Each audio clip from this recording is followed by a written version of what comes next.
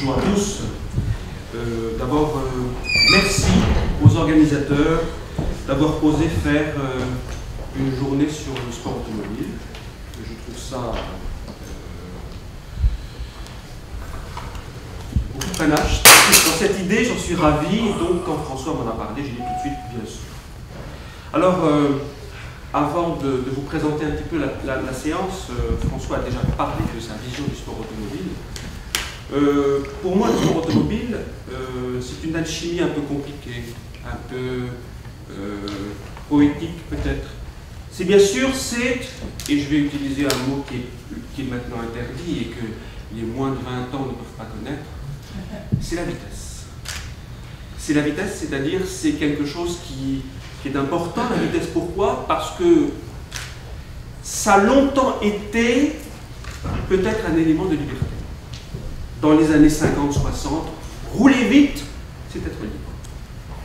Je pense même que dans le siècle passé, dans le XXe siècle, la vitesse, c'est peut-être la signification du siècle. Le XXe siècle est le siècle de la vitesse, que ce soit dans l'air ou sur route. Donc, je pense que l'alchimie du sport automobile commence par la vitesse. Elle se mêle à quelque chose de complexe, de pluriel, de varié, qui est la technique au sens très large. J'ai toujours envie de montrer en tant qu'historien qu'on n'est pas plus intelligent en 2013 qu'en 1910 ou 1905, que de tout temps, les ingénieurs, les techniciens, les talents ont été nombreux pour trouver des solutions nouvelles, originales. Donc le sport automobile, il ne peut pas aller sans la technique, sans les techniciens, sans les ingénieurs qui ont trouvé, j'ai envie de dire, qui ont trouvé, et certainement grâce au sport automobile, ils ont trouvé presque toutes les grandes solutions, en fin de compte, dès le début du siècle. Bien sûr, on améliore, et tout s'améliore, mais les grandes idées, en fin de compte, grâce au sport automobile, elles sont déjà là. Enfin, dans cette alchimie du sport automobile, il y a une chose qui est très importante. Même si François a un peu cassé l'ambiance, et ben, je pense que c'était important d'en parler. Mais il y a cet élément que je trouve délicieux dans le sport automobile, c'est l'élément humain. C'est ce côté passion. C'est ce côté, en fin de compte, partage.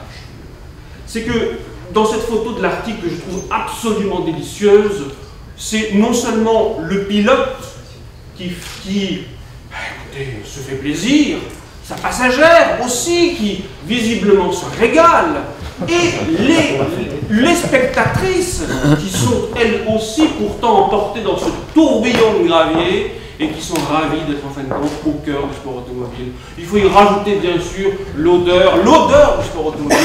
Il y en avait une, autrefois, j'ai souvenir jeune, Monaco, dans ces lieux magiques du sport automobile où on sentait l'huile de ricin de l'automobile. Alors le sport, c'est tout ça mélangé, tout ça à la fois. Et donc, dans cette matinée, eh bien, dans cette première partie de la matinée, nous aurons le plaisir d'écouter Mathieu Flonneau, donc de l'Université de Paris 1, qui viendra nous parler de la genèse des sports et des mobilités automobiles. Et puis ensuite, Richard Keller, du conservateur du musée de Mulhouse, du Grand Musée d'automobile, viendra nous parler bien sûr de Bugatti dans la course. Et eh bien, avant ces deux interventions, je vais essayer de vous parler de ce que François m'a demandé un petit peu d'évoquer, c'est le sport automobile à la française. Bien, je pense une petite singularité, et ça permet en fin de compte de montrer que le sport automobile en France, c'est quelque chose qui suit de très près, en fin de compte, l'industrie automobile. Alors, je développerai mon propos autour de 3 points, et le premier, ce sera le sport des pionniers, et je crois important de voir que l'automobile a eu besoin de la course comme preuve. Et donc, le sport commence par, par l'envie de faire la preuve, et je vais oser vous montrer la première automobile de course. Bien sûr, les puristes diront qu'elle n'est pas très aérodynamique, qu'elle n'a pas ceci, qu'elle n'a pas cela. Écoutez, moi, ça m'est égal, cette Peugeot Type 3 de 1891, c'est peut-être pas la première voiture de course, mais c'est la première voiture qui fait une course. Et c'est la première voiture, en fin de compte, qui va permettre de quoi faire et bien de montrer que la voiture, ça peut aller plus que du porte-à-porte. C'est-à-dire que cette voiture, je résume un petit peu l'histoire pour ne pas être trop long, c'est qu'elle va participer à une course. À une course, non pas automobile, mais une course de vélo. Elle participe au Paris-Brest-Paris. Donc c'est une distance de 1200 km. C'est une course donc de vélo. On a accepté, les organisateurs ont accepté qu'une automobile soit là, présente. Elle ne participe pas à la course. On se dit, mais elle n'arrivera jamais au but, à Brest, quand au retour, on n'en parle même pas. Eh bien, la Peugeot Type 3 réussit à faire cette course à la moyenne de 14,7 km/h. C'est moins que le cycliste, mais peu importe. Elle a fait la distance, ce qui veut dire eh bien, que grâce à une course, certes de vélo, mais grâce à une course, l'automobile vient de montrer qu'elle ne se résume pas à un outil de transport qui peut faire en fin de compte un transport de ville à ville ou même de porte à porte. Elle peut en fin de compte aller loin. Et ce que l'histoire ne dit pas, c'est que cette automobile, cette Peugeot Type 3 du 19e siècle, donc, elle n'a pas fait simplement Paris, Brest, Paris, mais cette voiture, qui était vendue à un client, elle est venue d'Audincourt, donc si vous voulez de Sochaux, hein, c'est le avant Sochaux, elle est venue d'Audincourt, elle est venue à Paris, elle a fait la course, elle est revenue à Audincourt pour être vendue à un client qui au moins est très sûr d'avoir une voiture bien rodée.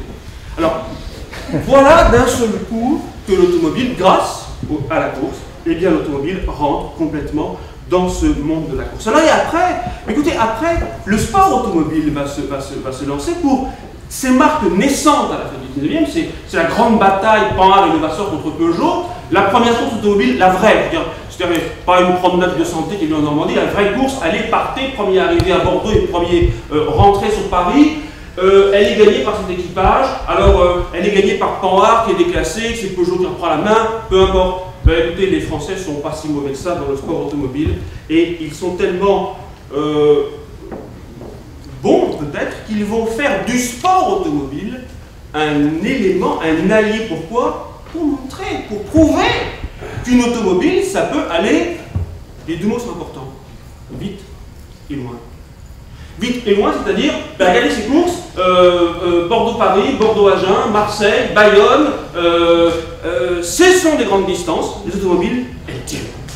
Et donc, la preuve de la solidité d'une automobile, de sa possibilité en fait d'être un vrai mode de transport, elle passe par la course automobile et incontestablement, la course joue un rôle important. Mais la course joue encore un rôle important dans quoi? Dans le choix de l'automobile. C'est que nous sommes à la fin du 19e et au début du 20e, on est dans la bataille technique, je reviens sur le mot du départ, entre la vapeur, entre l'essence et l'électricité. Et c'est la course qui va, non pas départager, mais qui va simplement montrer qu'il y a des automobiles qui sont plutôt faites pour quelque chose et d'autres pour d'autres choses. Bon, la vapeur, j'ai envie de l'éliminer. Pourquoi? Parce que la vapeur, c'est pas que ça ne marche pas, mais c'est un engin lourd, c'est un engin complexe, compliqué, fragile en fin de compte, et on ne sort pas le chemin de fer de ses rails. Par contre, la bataille entre l'électrique et l'essence, ce qui est une bataille on ne peut plus actuelle en fin de compte, écoutez, on s'aperçoit bien sûr, nous le savons tous, qu'en 1899, la première voiture à battre la vitesse des 100 km/h est une voiture électrique, c'est la jamais contente, que l'on a là à l'image, un petit peu allongée quand même, hein, un peu plus courte normalement, et cette voiture qui fait donc pour la première fois, qui bat à Poissy, à Cher justement, qui franchit le mur des 100 à l'heure, eh bien cette voiture elle tient 2 km. 2 km, alors c'est tout le choix. On peut aller très vite, mais évidemment on ne va pas très loin. Alors qu'en haut à droite, vous avez la voiture à essence. Elle va pour le moment un peu moins vite, mais elle va évidemment plus loin. Et donc, je dirais que la course contribue à quoi? Contribue à faire le choix, en fin de compte, vers une automobile qui doit être un compromis. Et on s'aperçoit que la notion de compromis est importante en technique, c'est qu'il faut aller vers des équilibres. Et donc, le monde automobile et le sport, il incite beaucoup là-dedans, à aller plutôt vers la voiture à essence. Donc vous voyez combien, dans ces temps pionniers, le sport automobile joue un rôle essentiel dans l'émergence, en fin de compte, de la voiture. Mais j'ai envie d'aller plus loin. C'est qu'au départ, oui, c'est vrai qu'il y a au départ 3 constructeurs automobiles en 1890. Ce sont, par ordre alphabétique, Daimler, Panhard et Peugeot. Et s'il y en a 3 en 1890, en 1900, ils sont 100. En 1914, ils sont 150. Donc il y a une extraordinaire accélération du nombre de constructeurs. Et quand on regarde comment est-ce qu'on rentre dans le club des constructeurs, eh bien on s'aperçoit que la méthode, en fin de compte, est très souvent la même. Et je prendrai celle de Renault comme image, après avoir parlé de Peugeot. Vous voyez que je maintiens bien sûr les équilibres. Renault invente la prise directe, donc part de la technique. En 1998, regardez, il part avec 10 ans de retard, ce qui est énorme au niveau du temps évidemment à l'époque. Il part avec 10 ans de retard avec une révolution technique qui est donc la prise directe. Et comment montrer en fin de compte, 1, que la prise directe ça marche, comment montrer, 2, que le mot Renault égale une automobile qui peut marcher. Eh bien écoutez, la preuve c'est quoi? C'est la compétition. C'est le sport. Et Renault est une marque qui va, dès le départ, s'élancer dans des grandes courses automobiles. Ici, Paris-Madrid. Bon, c'est une course évidemment triste, puisqu'elle est endeuillée par la mort de Marcel Renault qui est ici au volant de sa voiture. Mais il n'empêche, si je parle du sport automobile et de Renault, c'est pour vous montrer bien sûr cette image qui résume tout. Qui résume tout. C'est en 1903 aussi. Qu'est-ce que je vais vous montrer par cette image? C'est l'engouement. C'est la passion. Regardez à ce stop, regardez la foule autour. Ne me dites pas que ce sont les futurs clients. En 1903, ce n'est pas ces gens-là qui vont l'acheter. Ils viennent voir quoi? Ils viennent se passionner pour ce véhicule extraordinaire qui passe. Et donc, il y a dès le départ un engouement extrêmement fort. Pourquoi? Pour la vitesse, pour la performance, pour ces hommes hors du commun qui vont bien plus vite que n'importe quel engin. Donc, le sport automobile, c'est évidemment quelque chose qui est enthousiasmant et il va enthousiasmer les gens parce qu'il va s'organiser. Alors, il s'organise autour de la presse, bien sûr, mais il s'organise surtout autour des lieux. Alors, j'aimerais que l'on mesure bien que le sport automobile est à ses débuts. C'est, je dirais, route, ça fait un peu piste, même si je dis piste, on va penser à un circuit. Donc, bon, c'est une route, les routes sont ouvertes, hein, donc on peut très bien avoir en face de soi, non pas une voiture, il n'y en a pas. C'est plutôt un troupeau, un animal, donc c'est regardez sur les bords, l'engouement, là encore, c'est remarquable. Ça se fait bien sûr sur circuit, et le circuit prend, évidemment, certainement à cause des accidents, prend une importance plus grande en France, comme à Rouen, comme au Mans, etc. Et il y a aussi un développement des autodromes où là, la France est un peu en retard. Bon, Léry viendra un peu plus tard, mais là aussi c'est un lieu important. Et puisqu'on parle d'autodrome, je voudrais terminer ces temps des pionniers par un moment important. C'est que c'est Peugeot qui ira sur les anneaux de vitesse, et notamment à Indianapolis, remporter les victoires de 1913, 1916 et 1919. Et là, dans ce sport de très haute vitesse, eh bien, juste un dernier élément pour ces pionniers, eh bien, Peugeot vient de créer quelque chose de pionnier. C'est quoi? C'est ce que j'appelle le moteur moderne. Les spécialistes des moteurs disent qu'il y a un avant Peugeot et un après Peugeot. C'est ce moteur que vous avez sous les yeux, le moteur d'Indianapolis, le moteur L75. Ce moteur, qu'est-ce qu'il a de particulier? Pour la première fois, et c'est pour la compétition, c'est pas un moteur pour le vendre dans des voitures de Monsieur Tout-le-Monde, qui n'existe pas à l'époque. C'est un moteur qui a la particularité pour la première fois d'être d'un seul bloc. Ce ne sont plus donc des éléments que l'on va boulonner, on regarde des 8 cylindres que l'on boulonne les uns aux autres. C'est un moteur donc rigide d'un seul bloc. C'est un moteur qui a pour la première fois 4 soupapes par cylindre. C'est un moteur qui pour la première fois a des chemises hémisphériques. C'est un moteur qui a un double arbre en tête. C'est quoi? C'est le moteur moderne. Il est né en 1913. Il est né en 1913. Et donc, il est né pour la course. Pour la course. Il n'est pas né pour la voiture de tous les jours. Eh bien, ça y est, je pense que nous sommes passés dans ces temps des pionniers, nous sommes passés évidemment à la modernité. J'ai envie de dire que tout est fait ou presque. Tout est fait ou presque, mais pourtant, le sport automobile va connaître un arrêt. Il va connaître un arrêt avec la grande série. Et je vais expliquer pourquoi. Et évidemment, ça c'est plus facile à mesurer, la crise économique. Ça nous permet aussi de relativiser un petit peu les choses. Le sport automobile, c'est quand même coûteux, et donc en temps de crise, c'est difficile. Alors, juste une chose sur la grande série. La mise en place de la grande série, en France, elle est fondamentale, parce qu'elle change le monde automobile, qui passe de l'artisanat à l'industrie. Le grand industriel qui fait passer la France vers ce saut, c'est André Citroën. André Citroën qui crée, installe en France les premières lignes de montage. Et donc là, les quelques constructeurs, il y en a 3 à peine, qui vont suivre ce diable de Citroën qui passe devant tout le monde, qui vient en fin de compte de presque nulle part, et qui arrive là, grâce évidemment à quelques années d'industriels pendant la Grande Guerre. Eh bien, il faut bien imaginer que pour un constructeur automobile, passer à la grande série, c'est d'abord installer des chaînes de montage qui sont évidemment extrêmement coûteuses, c'est changer les usines dans le sens qu'il faut construire de nouveaux ateliers, et on voit l'énormité de l'investissement que peut être une usine moderne, une usine à l'américaine. Ici vous avez l'usine de Billancourt, j'essaie de montrer toujours les 3 participants. Regardez, cet investissement usinier dans l'usine de Peugeot, ces presses d'emboutissage, elles sont considérables, elles sont colossales, et vous aurez compris une chose, qu'est-ce qui se passe? Eh bien, les constructeurs de grande série n'ont pas les moyens de dépenser de l'argent pour le sport automobile. Ils vont donc, en fin de compte, se retirer du sport automobile pour le moment. Et dans ce moment important, le constructeur qui domine, celui qui montre le chemin, c'est incontestablement Citroën.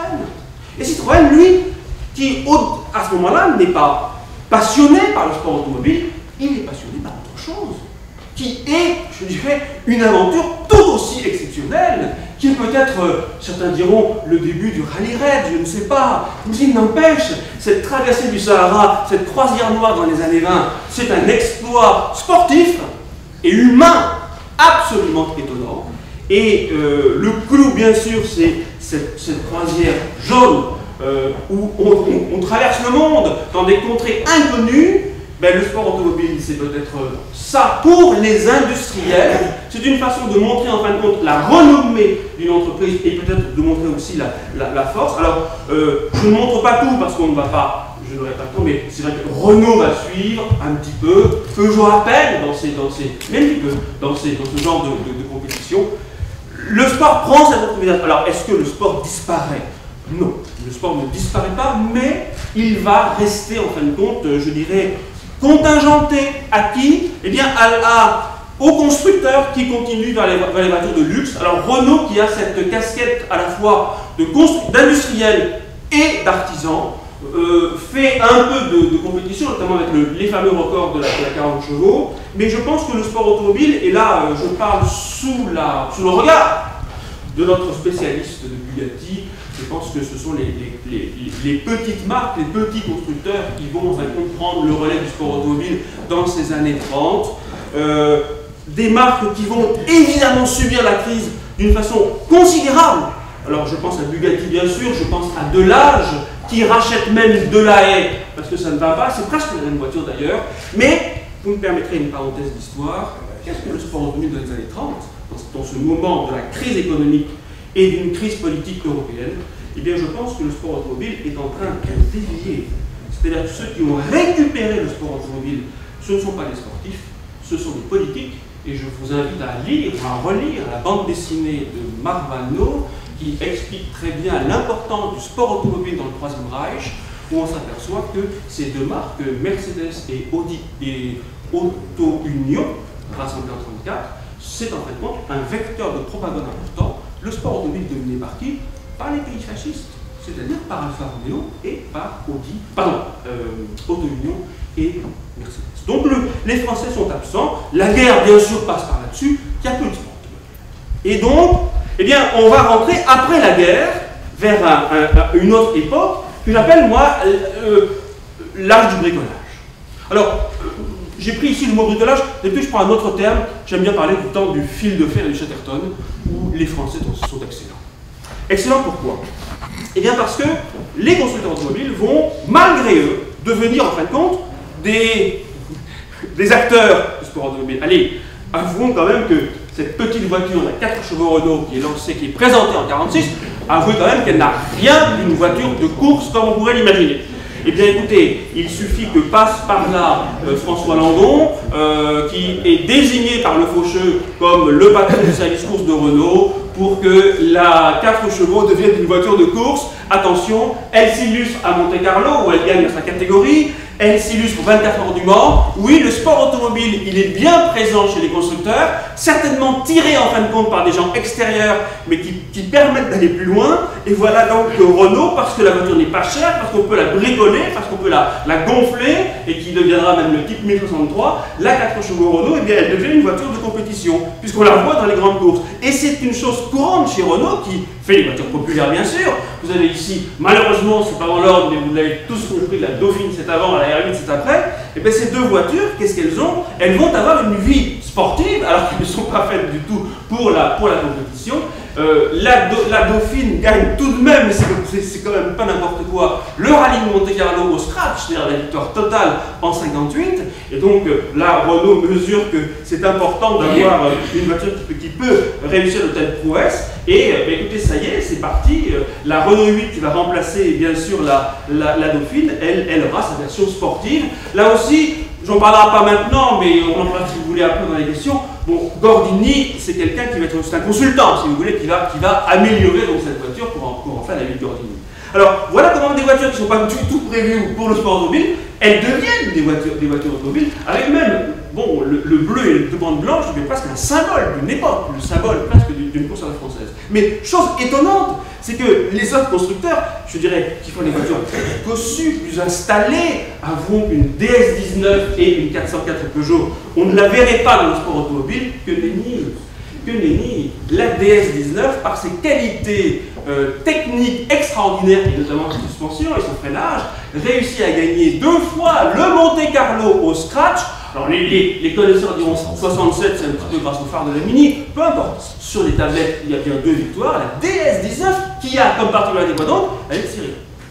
Elle est de série, elle a juste quoi? Un allumage un peu performant. Je ne suis pas sûr qu'elle ait un arc de sécurité, mais cette voiture triomphe dans quoi? C'est une voiture qui triomphe dans les conditions difficiles. Elle est excellente sous la neige, excellente dans le verglas, excellente dans la terre. Et donc la DS, voiture cossue, bourgeoise, eh bien, elle marche dans la compétition, et Citroën est obligé d'aller sur la compétition, vers la compétition. Pourquoi? Parce que sa voiture elle est bonne, et elle n'est pas en compétition, et même si elle n'est pas prévue pour ça. Regardez, la 404, la bourgeoise 404, et bien voilà qu'elle prend des habits en fin de compte de baroudeuse, et qu'est-ce qu'elle fait? Eh bien elle réussit, grâce à l'importateur du Kenya, elle réussit à faire l'une des courses les plus compliquées, les plus difficiles, qui est l'Est African Safari, et la 404 va le gagner de très nombreuses fois. Alors, dans des routes qui sont très compliquées, là c'est très poussiéreux, une année après, il a plu, c'est un vrai bourbier, et ces 404 vont en fin de compte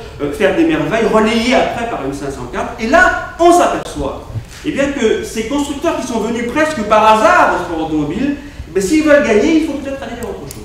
Et là, on voit Peugeot d'un seul coup. Vous remarquerez, si vous avez un bon œil, que la plaque minéralogique est au 25 dans le Doubs. Donc c'est Peugeot qui s'en occupe, et c'est plus l'importateur qui s'en occupe. On glisse vers quoi? Ben, on glisse vers une professionnalisation. C'est peut-être la fin du temps du bricolage.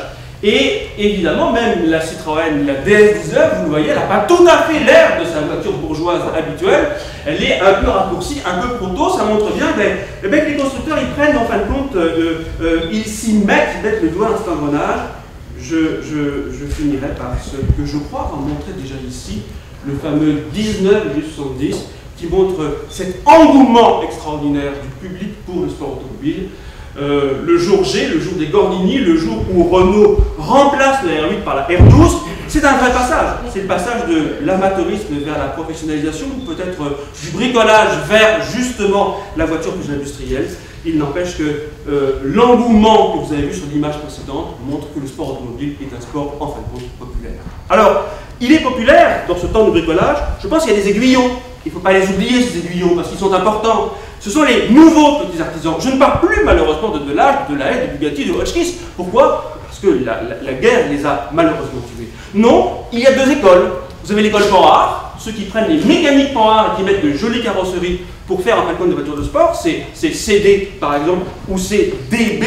où on voit que Bonnet est important. Et puis deuxième école, c'est l'école Renault, où on prend en fin de compte une mécanique Renault et on y met une carrosserie plus sportive. Voilà ici Bonnet, et évidemment le plus célèbre, celui qui reste dans les mémoires, c'est Jean Redélé et Alpine, qui à partir d'éléments de la 4 chevaux Renault va faire un petit coach qui deviendra bien sûr, je dirais, l'image même d'Alpine. C'est bien sûr la Bernadette, la A110, qui est une voiture qui va avoir une carrière en compétition remarquable, puisqu'elle va jusqu'au titre de champion du monde des rallyes en 1973.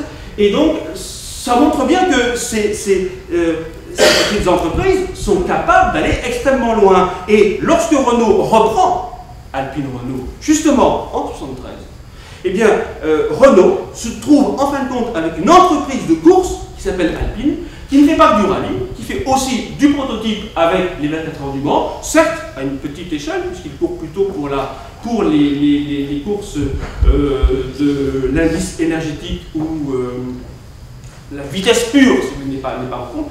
Il y a, c'est vrai, une version 3 litres qui ne marche pas très bien. Monoplace également, Formule 3. Écoutez, les constructeurs sont donc rattrapés et nous rentrons vers quoi? Eh bien, nous rentrons à la troisième phase du sport automobile. Après les pionniers, après les bricoleurs, nous passons aux professionnels. Et là, c'est un tournant important.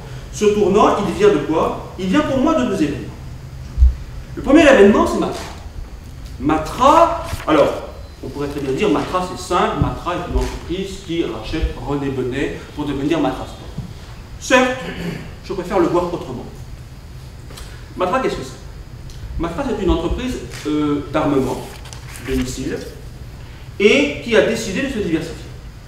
Pour se diversifier, l'équipe de Marcel Chassagny décide d'embaucher un jeune ingénieur de chez Dassault qui s'appelle Jean-Luc Lagardère. Jean-Luc Lagardère a donc en main ce qu'on appelle le plan Matra Sport, un plan décennal. On n'a jamais vu ça dans le sport automobile en France. Voilà que l'on va planifier en quelque sorte une opération sport automobile. Et dans cette idée, dans ce plan Matra, il y a trois idées qui sont assez étonnantes. Première idée, Matra, nous allons gagner le championnat du monde de Formule 1. Deuxième idée, nous allons remporter les 24 heures du Mans. Troisième idée, nous allons faire une voiture 100% française. Le monde du sport automobile est déjà là. Comment un jeune ingénieur peut comme ça planifier sur 10 ans des choses aussi importantes? Mais quand on regarde le plan Matra, on s'aperçoit qu'il y a même un calendrier. 65, la F3 pour apprendre, 66, la F2 pour s'aguerrir, 67, la F1 pour gagner.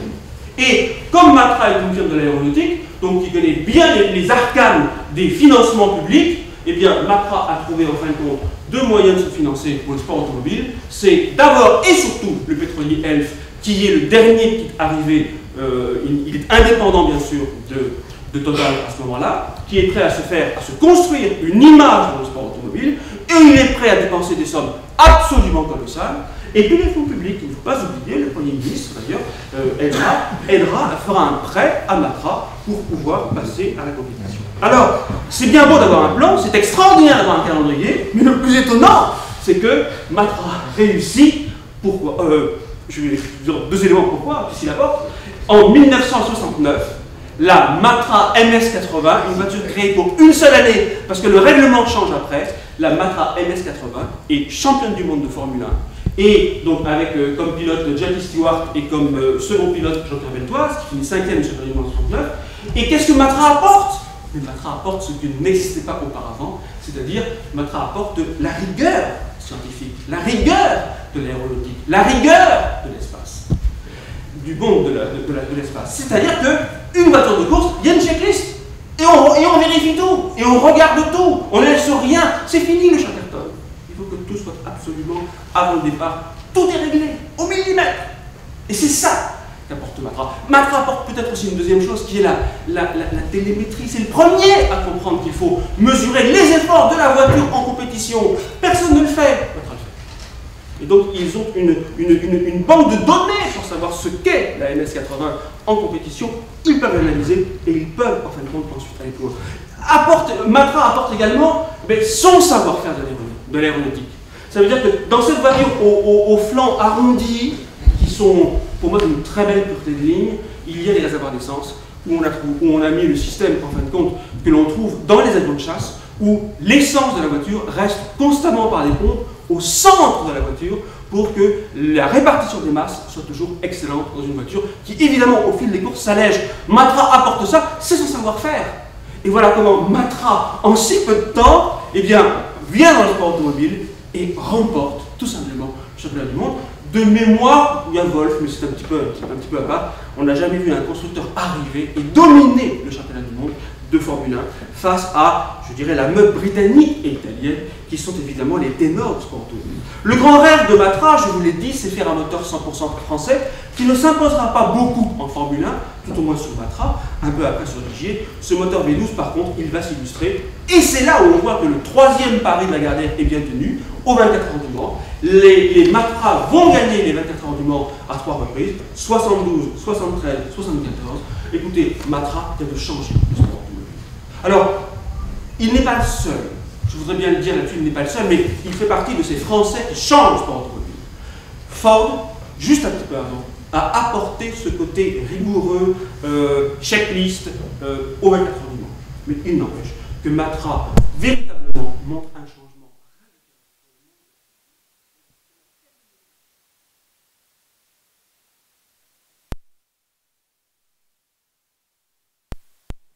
Qui joue un rôle considérable.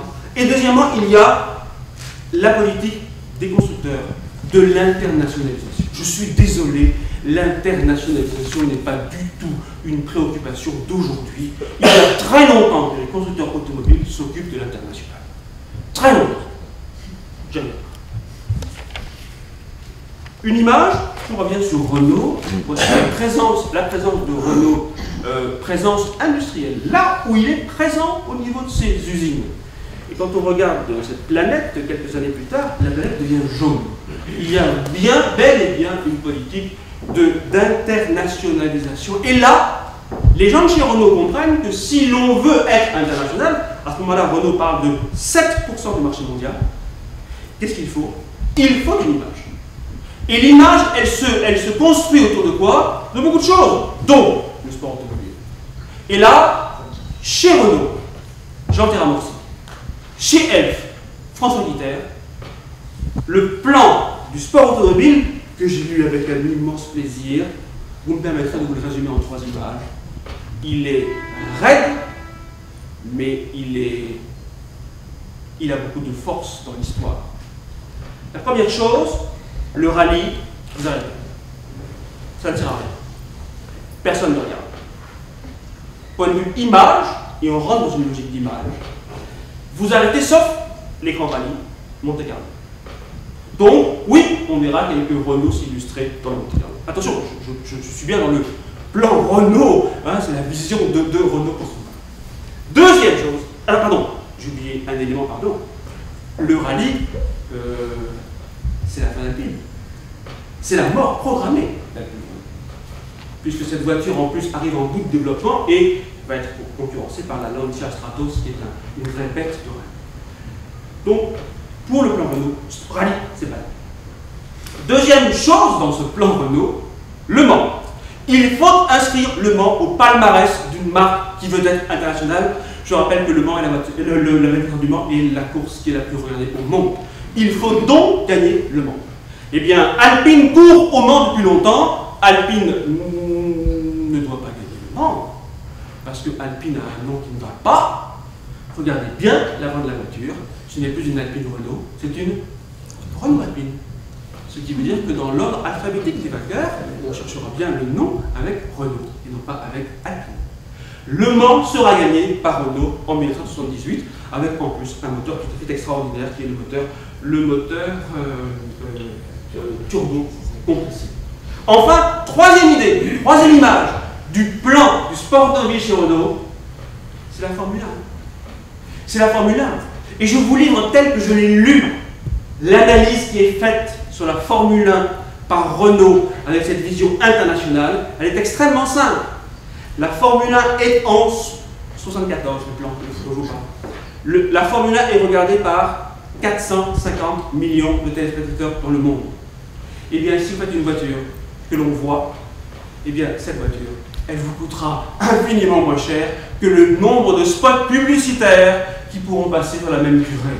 Et donc la Formule 1, c'est ça. Alors ce qu'il faut faire évidemment, c'est plutôt être en tête qu'en queue, mais j'ai souvenir d'avoir vu même une remarque du patron de F en disant même si elle casse dans tout beau panache de fumée, on en parlera. C'est vrai, Yellow Team Coat, on en parlera chez Renault.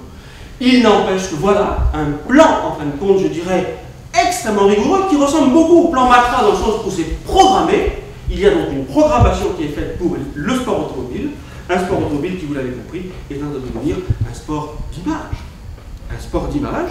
On fait de la compétition pour l'image, et peut-être qu'on s'éloigne donc des valeurs premières du sport automobile. Renault et le turbo, c'est évidemment quelque chose qui va durer longtemps dans les années 80, avec, bien sûr, un championnat raté d'un cheveu face à un adversaire qui a triché. Mais Renault n'ira pas en appel devant l'équipe de Brabham, dirigée par un certain Ecclestone, je ne sais pas ce que cet homme est devenu, qui avait donc truqué la composition chimique de l'essence pour que ça Brabham aille plus vite. Renault se retirera de la Formule 1 pour des raisons budgétaires après la grave crise des années 80, revient comme motoriste, fait un hold-up sur le championnat du monde de Formule 1, revient comme constructeur et gagne comme constructeur de Formule 1 2 titres de champion du monde, et non pas 4, cher Fernando, pour le moment pour lui. 2 titres de championnat du monde. C'est évidemment une longue histoire de la Formule 1 et de Renault qui, pour des raisons économiques, ensuite repartira. Ce que je voudrais bien dire au niveau de l'image, c'est que la Formule 1 est tellement attirante, tellement forte, qu'elle retire peut-être une politique d'ensemble du sport automobile qui existe pourtant chez Renault derrière et qui, malheureusement, on ne la voit pas trop à cause de... On voit combien l'image, la télévision, les médias se focalisent sur la Formule 1. Alors, quand je parle d'image, écoutez, je dois parler de Peugeot, qui est en 1983 au pire de sa crise. Au pire de sa crise. Une crise majeure, l'entreprise est sauvée, nous le savons tous, par la 205. Dès l'année suivante, est lancé un modèle délicieux, la 205 GTI, qui est une voiture qui, le jour même de sa présentation, est montrée en parallèle une bête de course. Une bête de course, la Peugeot 205 Turbo 16, que vous avez sur votre gauche à l'écran, est une voiture de compétition pure. Pourquoi? Eh bien, Peugeot, marque sage, qui a gagné les African Safari plusieurs fois, je dirais, grâce à un importateur, là se lance dans une vraie politique sportive et va gagner, en fin de compte, avec une voiture dont l'un des pères est parmi nous, et je le salue. Le championnat du monde, donc des rallyes en 85 et 86, c'est une domination comme on en a rarement vu, et Peugeot a ceci d'assez étonnant, et c'est assez l'esprit sportif de cette entreprise. Mais quand on a gagné 2 championnats du monde, on sait pas que la voiture est exclue pour des raisons d'homologation ensuite, pour des questions de danger, mais Peugeot va aller voir ailleurs, va aller voir sur Park Speak avec une 406 au moment où Peugeot essaie d'aller dans le marché américain, et puis va ensuite aux 24 heures du Mans, parce que c'est vrai qu'une victoire au Mans c'est important. Il n'y en aura pas une, il y en aura 2, dont un triplé. Peugeot est bien présent au sommet de l'automobile. Et ce qui est intéressant chez Peugeot, c'est que quand on gagne dans une division, bon c'est bien, on va ailleurs. Et donc il y a cette envie qui, que je trouve est très proche de la sportivité pure. N'oubliez pas quand même que chez Peugeot, vous avez le numéro 2 de l'entreprise, de conseil de surveillance, qui prend son casque et qui va gagner les 24 heures du Nürburgring il y a 12 ans sur une RCZ.